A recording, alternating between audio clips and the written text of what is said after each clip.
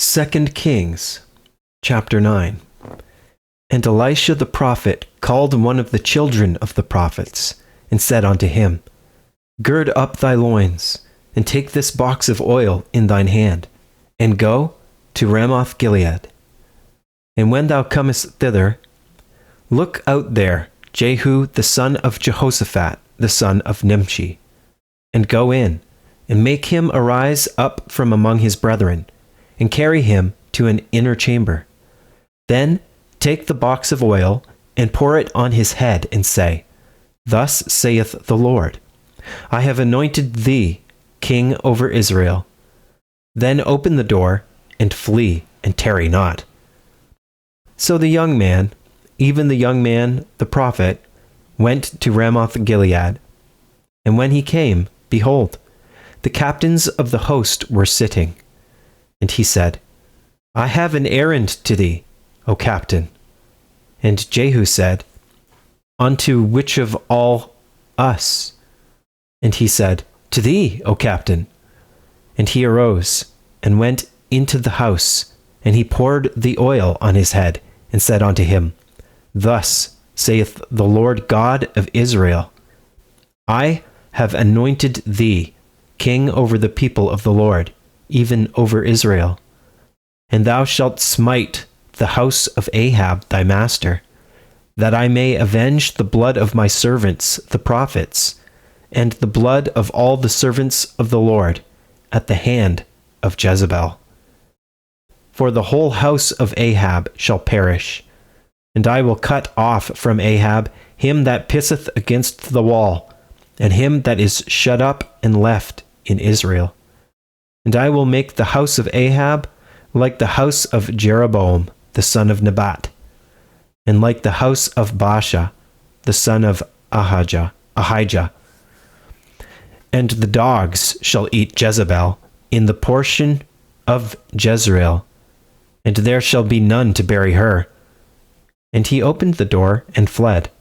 Then Jehu came forth to the servants of his lord, and one said unto him, Is all well? Wherefore came this mad fellow to thee? And he said unto them, Ye know the man, and his communication. And they said, It is false. Tell us now. And he said, Thus and thus spake he to me, saying, Thus saith the Lord, I have anointed thee king over Israel. Then they hasted, and took every man his garment, and put it under him on the top of the stairs, and blew with trumpets, saying, Jehu is king. So Jehu the son of Jehoshaphat, the son of Nimshi, conspired against Joram. Now Joram had kept Ramoth Gilead, he and all Israel, because of Hazael, king of Syria. But King Joram was returned to be healed in Jezreel of the wounds which the Syrians had given him, when he fought with Hazael, king of Syria. And Jehu said, If it be your minds, then let none go forth nor escape out of the city to go to tell it in Jezreel. So Jehu rode in a chariot and went to Jezreel, for Joram lay there, and Ahaziah, king of Judah, was come down to see Joram. And there stood a watchman on the tower in Jezreel, and he spied the company of Jehu as he came, and said, I see a company. And Joram said, Take an horseman, and send to meet them, and let him say, Is it peace? So there went one on horseback to meet him, and said, Thus saith the king, Is it peace? And Jehu said, What hast thou to do with peace? Turn thee behind me. And the watchman told, saying, The messenger came to them, but he cometh not again. Then he sent out a second on horseback, which came to them, and said, Thus saith the king, Is it peace? And Jehu answered, What hast thou to do with peace? Turn thee behind me.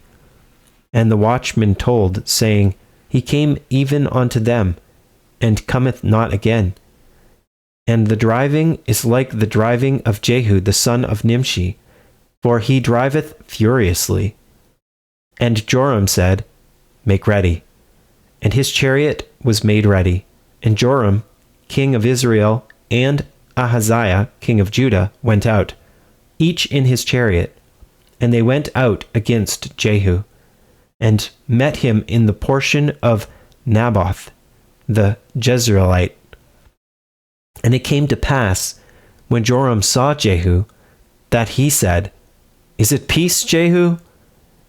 And he answered, What peace, so long as the whoredoms of thy mother Jezebel and her witchcrafts are so many? And Joram turned his hands and fled, and said to Ahaziah, There is treachery, O Ahaziah.